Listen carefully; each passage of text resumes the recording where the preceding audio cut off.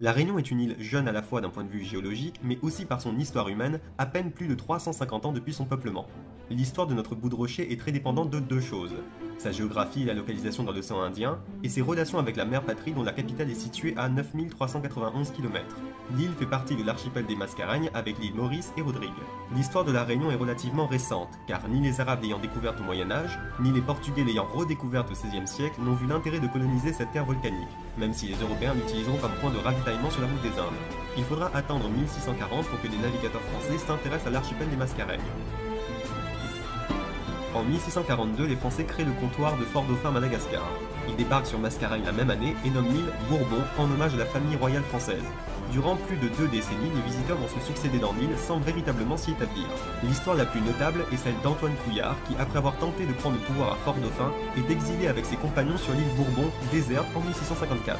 4 ans après, quand on a enfin l'idée d'aller les récupérer, on retrouvera des gaillards en parfaite santé. En 1663, le colon Louis Payen quitte Fort-Dauphin à bord du Saint-Charles pour vivre à Bourbon.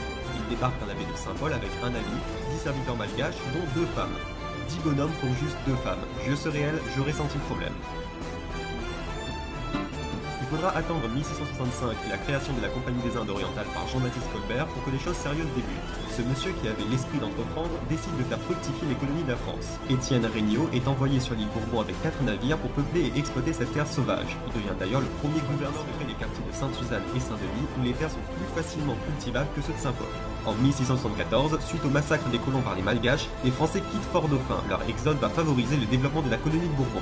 Car après tout, une colonie sans indigènes, c'est quand même plus facile à gérer. Quand les Hollandais quittent Mauritius en 1712 après avoir massacré la faune, la flore et bouffé tous les dodos qui s'y trouvaient, les Français en profitent pour prendre possession de ce qu'ils vont rebaptiser l'île de France. Cette acquisition va profondément modifier les relations entre l'île Bourbon et la compagnie. Alors c'est bien d'avoir mis son drapeau sur des îles, mais je vous rappelle que l'objectif des colonies c'est de produire de la richesse pour le royaume. En fait, la technique des Français est simple. Comme on n'arrive pas à avoir des produits exotiques de l'Inde à forte valeur ajoutée, essayons d'en produire nous-mêmes sur des terres qu'on possède. Et vu que les épices ça pousse pas des masses dans la Creuse ou en Picardie, faisons ça sur l'île Bourbon par exemple. La Compagnie des Indes impose donc aux Mascareignes les cultures, gère les exploitations mais aussi leurs coûts d'achat. En 1715, le gouverneur Antoine Desfranges-Boucher va introduire la culture symbolique de l'île Bourbon. Non, pas celle-là, pas tout de suite. La culture dont je parle, c'est le café. L'arabica rapporté du Yémen devra faire à présent la fortune de l'île. Et là-dessus, la Compagnie des Indes ne va pas plaisanter. Elle impose la culture du café aux colons et quiconque ne produit pas suffisamment de caféiers se verra retirer sa concession. La destruction de la plante sera même condamnée à mort. Pour répondre aux attentes de production de la compagnie, les colons vont travailler durement sur les plantations. Bah quoi? Ah. Ou faire appel à des esclaves de la côte est de l'Afrique et de Madagascar. Une réforme des collectivités, sans doute, les 2 îles seront dirigées par un seul gouverneur. Le premier d'entre eux sera François Mahé de la Bourdonnais. François va alors reléguer l'île Bourbon en second plan, préférant développer l'étoile et la clé de l'océan Indien. Le gouvernement est alors transféré à Port-Louis, plus adapté pour la lutte maritime et livré contre l'Angleterre pour la domination des Indes. François impose donc à l'île Bourbon la production de vivres pour nourrir ses escadres militaires. Pour faire simple, la Réunion est pour lui le grenier et Maurice l'île à développer.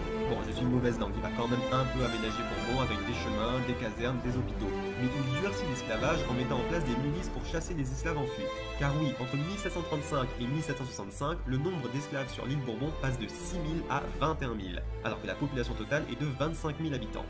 Et les esclaves vont chercher à reprendre leur liberté en s'enfuyant dans les hauts de l'île, ce qu'on va appeler le marronnage. La Bourdonnais va encourager la formation de milices pour récupérer et punir les marrons. À la fin de cette période et à mesure que l'agriculture se développe, de nouveaux quartiers vont voir le jour, essentiellement dans l'Est, et Saint-Pierre qui fait son apparition.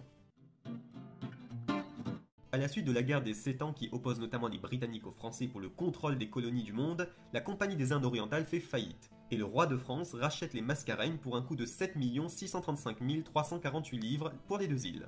L'île Bourbon est paradoxalement en plein essor économique, notamment avec la culture des épices dont la muscade et le girofle, introduits par le gouverneur Pierre XIII, la tête de Louis XVI est désolidarisée de son corps, et la colonie change de nom pour devenir La Réunion.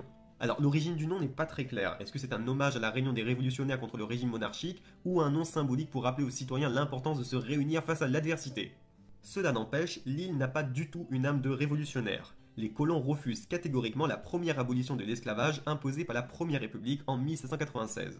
Faut dire que toute l'économie de l'île repose là-dessus, et comme les esclaves n'ont pas trop leur mot à dire, l'île va donc s'enfermer de plus en plus sur elle-même, et une assemblée coloniale est créée et impose une sorte de dictature aux habitants.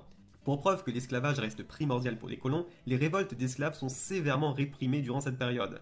Pour exemple, en 1799, 5 mutins sont tués à coups de canon pour s'être rebellés à Sainte-Rose. Oui, vous avez bien entendu, tués à coups de canon. Mission de l'océan Indien.